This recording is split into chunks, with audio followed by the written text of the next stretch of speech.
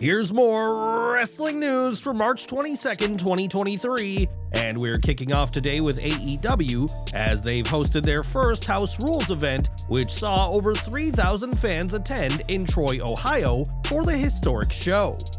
It's been reported that AEW had a small production crew to record the event, but the only footage you'll be seeing is that which AEW allows. On the show, Britt Baker faced Anna Jay in the latter's first match back from injury, and according to multiple sources who attended, the match was far from expectations. With botches, missed spots, and an uneven flow, footage of the match was quickly uploaded to social media, but did not last long on Twitter. The All Elite Botches account revealed that their video from the show had been taken down by AEW, and this isn't the first time the promotion has targeted videos with less than flattering footage. At the House Rules events, banners for AEW Dark were used, implying the matches could make it onto the YouTube show, but if that happens, AEW will make sure that you only see what they want you to see. Since AEW launched in 2019, the company has gone toe-to-toe with WWE on multiple occasions, and with mixed results. While Dynamite won the Wednesday Night Wars with NXT, the viewership of any AEW TV event pales in comparison to the weekly numbers by Raw and SmackDown, but don't tell that to Tony Khan. In one of his classic Twitter exchanges with a fan, Khan was told that AEW cannot compete with WWE, and in response, Khan said that the claim is untrue, and WWE have even said so. Khan mentioned court filings by WWE, and while he didn't go into detail, this is likely a nod to MLW's lawsuit against WWE, who they claim have an unlawful monopoly over the wrestling TV industry. In their counter-argument, WWE claimed in March of last year that the success of AEW proves that they don't have a monopoly, and even praised Rampage beating SmackDown in the 18 to 49 demographic. Khan is certainly passionate about his product, and he believes that they'll one day have bigger venues and better figures than WWE, and according to TK, WWE believes that just as much.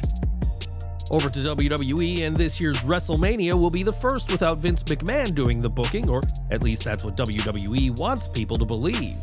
Since his return in January, McMahon and WWE have claimed that the billionaire is back just to oversee a sale and has no plans on usurping control of production, though many don't buy it. During his show, Dave Meltzer was asked about what role McMahon is actually playing, as he was backstage at the March 6th episode of Raw, and is doing more than what WWE is saying.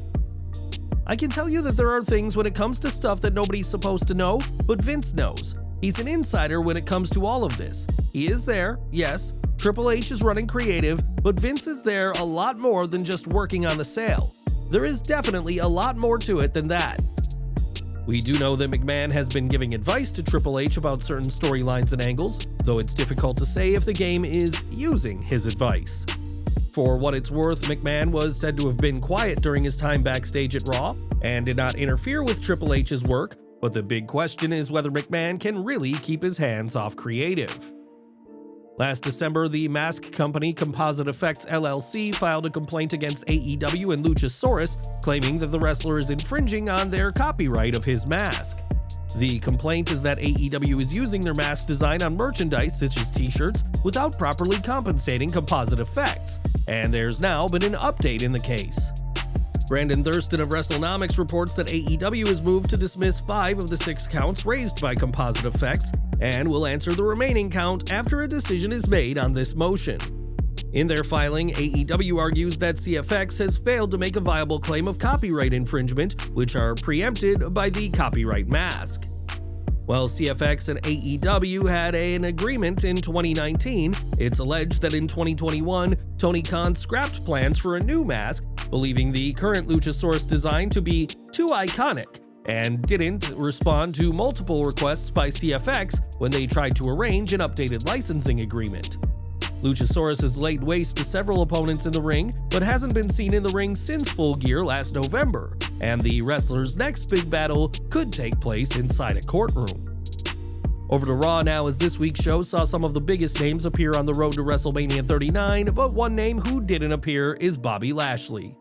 Not only did the Almighty not appear on the show, but he wasn't even mentioned on the 3-hour broadcast, but WWE had ample opportunity to use him. Fightful Select reports that Lashley was backstage at this week's Raw in St. Louis, but wasn't used on the show, and also wasn't at any time featured on the show's rundown backstage.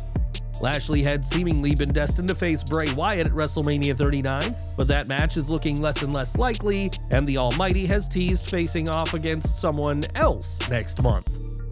It certainly is a confusing time for the Almighty, who emerged victorious at his last 2 WrestleManias, and hopefully we get some answers and a clearer picture of his future on next week's Go Home Raw before WrestleMania 39. Earlier this month, it was revealed that WWE is trying to legalize betting on their matches, an idea that has been met with almost universal opposition. Not only are the fans against the idea, given that not telling the talent who's going to win until minutes before the match would impact the storytelling, but the gaming commissions WWE have been speaking to have made it clear that they aren't on board either.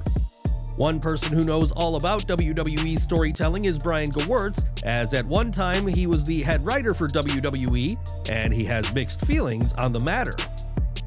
Speaking on the Bill Simmons podcast, Gewirtz said that while he has a lot of faith in Nick Khan, he believes the idea to keep things from the fans for months isn't possible these days, and chalked up the likes of Dave Meltzer as the reason why. Gewirtz added that when he was with WWE, nobody would dare consider the idea of legalizing betting, not just for moral reasons, but for practical ones as well. And with what we've seen so far, don't expect to make big money bets on WWE anytime soon. SummerSlam news now, as the show is still over 4 months away, but WWE has revealed the brand new logo for the biggest party of the summer. Given that the show will take place in Ford Field in the Motor City of Detroit, Michigan, WWE have opted for a completely new logo design, which wouldn't look out of place on a vehicle. Little is known about SummerSlam 2023, though it has been reported that Roman Reigns isn't expected to appear after WrestleMania 39 until SummerSlam. And what matches are you hoping to see at the biggest party of the summer? And we're ending with Raw, as Roman Reigns was in a foul mood after the show went off the air. The final moments of the show saw Solo Sikoa fired up and ready to attack Cody Rhodes before Reigns talked him out of it. In fan-recorded footage after Raw, Reigns furiously yelled at Sikoa, and fans online noted that there's clear tensions within the bloodline. While Jey Uso is back with the group, things are far from calm for the bloodline, and Cody Rhodes will no doubt take advantage of this at WrestleMania 30.